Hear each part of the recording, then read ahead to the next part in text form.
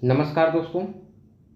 आज हम आपको बताते हैं कि दंड कितने प्रकार के होते हैं और कौन कौन से दंड में क्या क्या व्यवस्था भारतीय संविधान के तहत की गई है। इसको हम आज पीडीएफ के माध्यम से देखते हैं। बाकी वीडियो बनाकर आपके सामने प्रदर्शित करूंगा। आज इसी के माध्यम से देखते हैं। अब हम आपको बताते हैं कि भारतीय दंड संहिता के अंतर्गत दंड जो है वह कितने प्रकार का होता है। तो दोस्तों, दंड जो होता है वो मुख्यतः 5 प्रकार के होते हैं। कितने प्रकार के होते हैं? 5 प्रकार के दंड के प्रकार। दंड 5 प्रकार के होते हैं। कौन कौन से ये आपको बताते चलें तो पहला है मृत्युदंड, दूसरा है कारावास, और तीसरा है एकांत कारावास, चौथा है संपत्ति का जब्त किया जाना, और पांचवा है अर्थदंड। तो इसी कड़ी में हम आपको आगे बताते हैं कि प्राय प्रत्येक अपराध के लिए दंड की व्यवस्था की गई है। यह दंड विभिन्न प्रकार के हो सकते हैं। भारतीय दंड संहिता में भी 5 प्रकार के दंडों की व्यवस्था की गई है, जिसकी जानकारी हम आपको नीचे दे रहे हैं। जिसमें पहला है मृत्युदंड। तो मृत्युदंड जो है सभी प्रकार के दंडों में गंभीर एवं अंतिम दंड मृत्युदंड को माना गया है। यह सामान्यतः संगीन एवं गंभीर अपराधों के लिए दिया जाता है। यह आपको याद रखने की ज़रूरत है कि इसको संगीन एवं गंभीर अपराधों के लिए दिया जाता है। अब संगीन और गंभीर अपराधों में किसको गिना जाता है? एक उदाहरण बताता हूँ, जैसे कि हत्या जो है बहुत ही ज़्यादा गंभीर मामला है। लेकिन अन्य जो गंभीर मामले हैं वो भी हम आपको इसकी जानकारी आगे देंगे, इसलिए आप इसको वीडियो को पूरा देखते रहिए। और अन्य वीडियो के माध्यम से हम एक नया वीडियो बनाएंगे जिसमें आपको संगीन और गंभीर अपराध क्या होता है इसकी आपको जानकारी देंगे। अब आपको बता दें कि आजकल मृत्युदंड की आलोचना हो गई है, क्योंकि मृत्युदंड देना किसी को आसान बात नहीं है। मृत्युदंड देना मतलब किसी के शरीर को खत्म कर देना होता है। आप उसे सजा दे सकते हो लेकिन उसको खत्म नहीं कर सकते हो। उसको भी जीवन जीने का अधिकार है।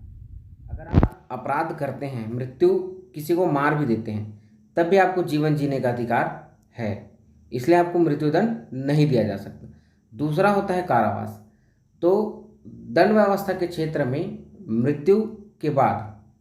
मृत्युदंड के बाद कारावास का स्थान है। कारावास में आजीवन कारावास, कठोर एवं सश्रम कारावास और साधारण कारावास, ये 3 चीज़ों को दिया गया है। ठीक है। तो आजीवन कारावास जो होता है वह गंभीर प्रकृति के अपराधों में दिया जाता है। इसको भी आपको देखना पड़ेगा कि गंभीर अपराध कौन कौन से हैं। इसकी डिटेल हम आपको अगली वीडियो बनाकर नए वीडियो में देंगे। जबकि कठोर एवं साधारण कारावास जो होती है वह अपराध की प्रकृति के अनुसार दी जाती है।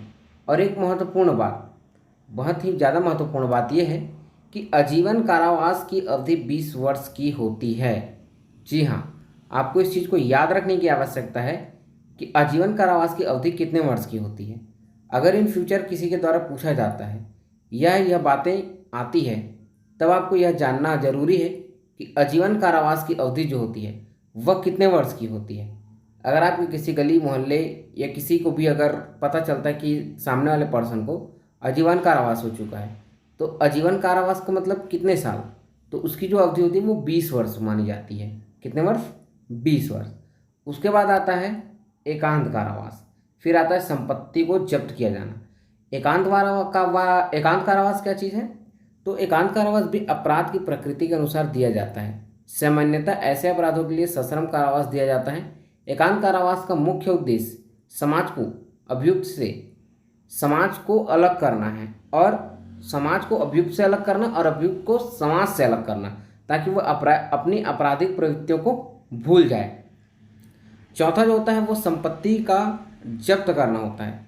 देखिए, कुछ जो होते हैं दंड ऐसे भी होते हैं जिसमें आपको दंडित न करके आपकी संपत्ति को ही जब्त किया जाता है। क्योंकि आप उपयुक्त जो ऊपर जो आप देखे हैं 3 प्रकार के, जिसमें पहला है मृत्युदंड, फिर है कारावास, फिर है एकांत कारावास। ये तीनों में आपके शरीर को नुकसान है। जबकि आपको संपत्ति के जब्त होता है, जब आपकी संपत्ति जब्त होती है तब आपके शरीर को कोई भी दिक्कत नहीं होती है। यह आपके संपत्ति से संबंधित होता है। और कुछ अपराध ऐसे होते हैं जिनमें न्यायालय को जो है न्यायालय आपकी संपत्ति को जब्त कर सकती है। न्यायालय जो है आपकी संपत्ति को जब्त कर सकती है, ठीक है। लेकिन आपको बता दें कि संपत्ति को जब्त करने का दंडादेश केवल उच्च न्यायालय एवं सेशन न्यायालय को ही है, बाकी किसी भी अन्य न्यायालय को नहीं है। यह आपको याद रखने की आवश्यकता है। पांचवा होता है अर्थदंड।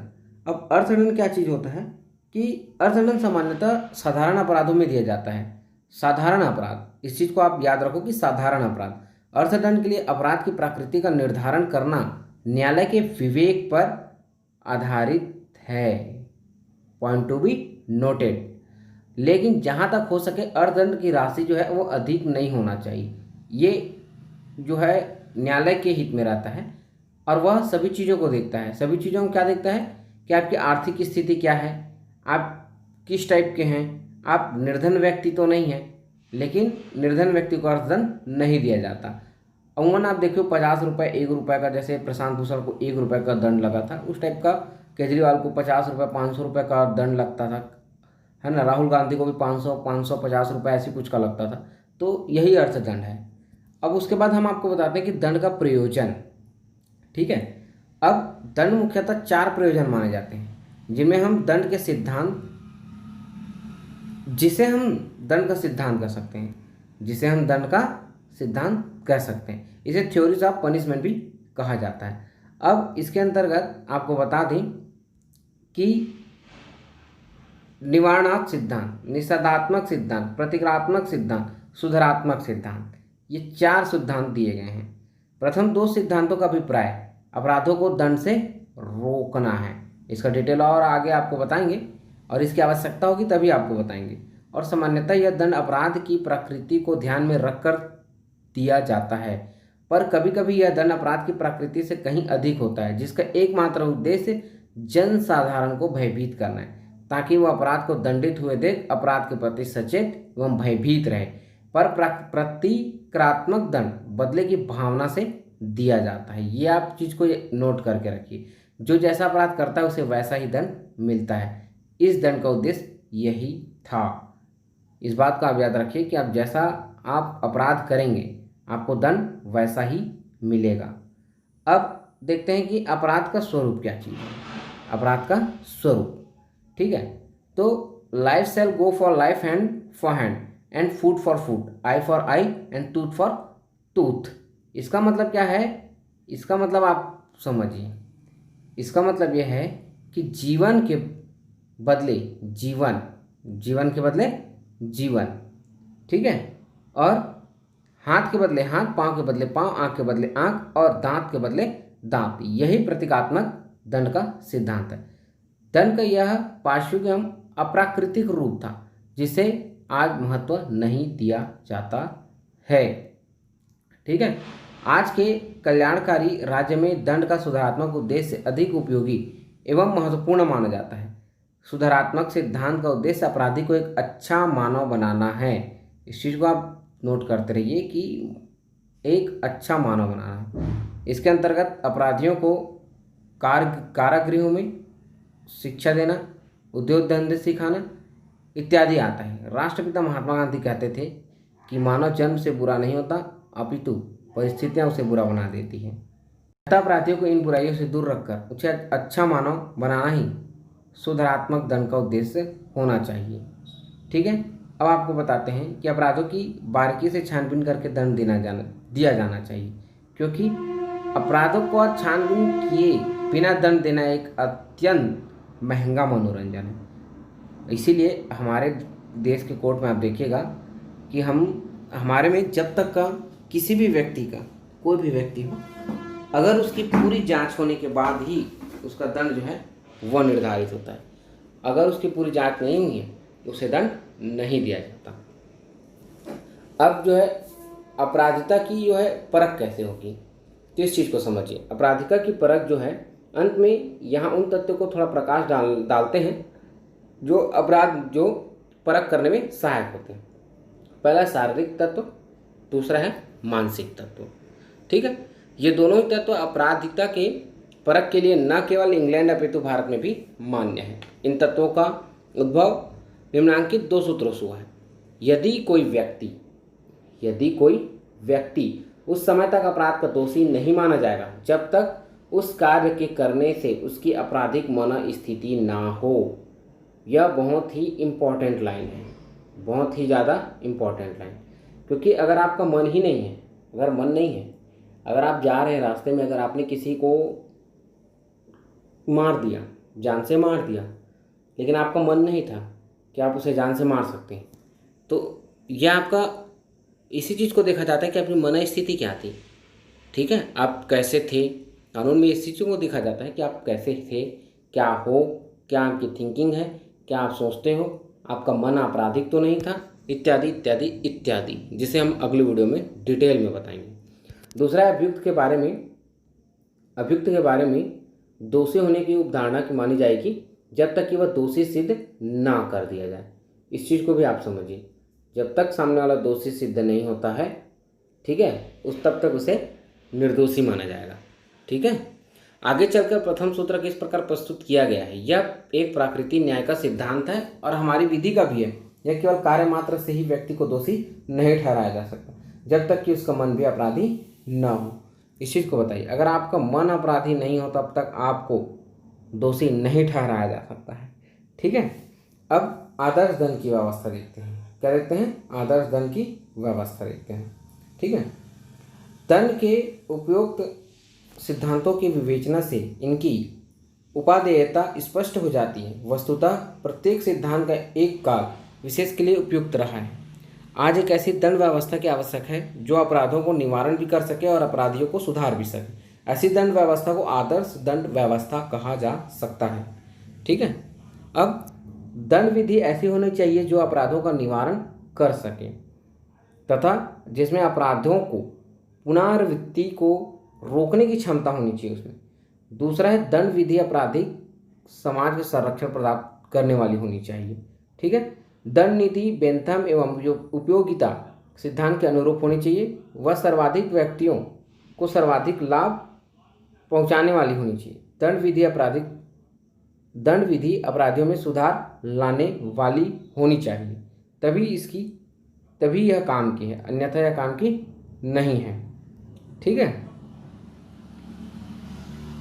अब देखते हैं उसके बाद जो पांचवा आता है वह आता है दंड विधि में अपराधियों का पुनर्वास की व्यवस्था होनी चाहिए। दंड निर्धारित करने में अत्यधिक विलंब नहीं होना चाहिए। ठीक है, यह भी बहुत इंपॉर्टेंट चीज़ है।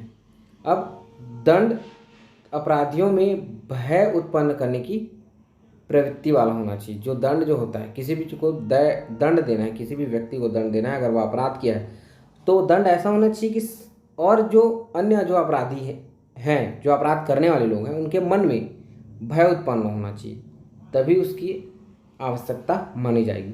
विभिन्न प्रकार के अपराधियों के लिए दंड का स्वरूप भी भिन्न भिन्न होना चाहिए।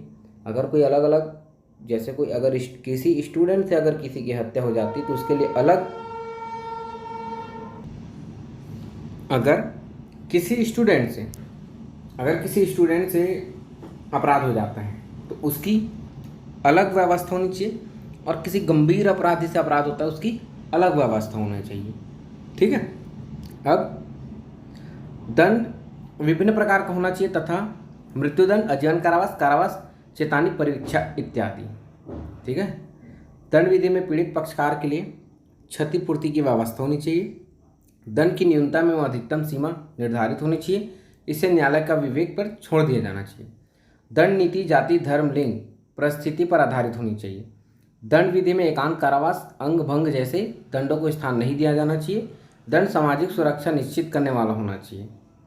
दंड संतुलित होना चाहिए, अर्थात न अधिक कठोर होना चाहिए और न ही ज़्यादा लचीला होना चाहिए। दंड विधि में देश, काल एवं परिस्थितियों के अनुरूप परिवर्तन की क्षमता भी होनी चाहिए।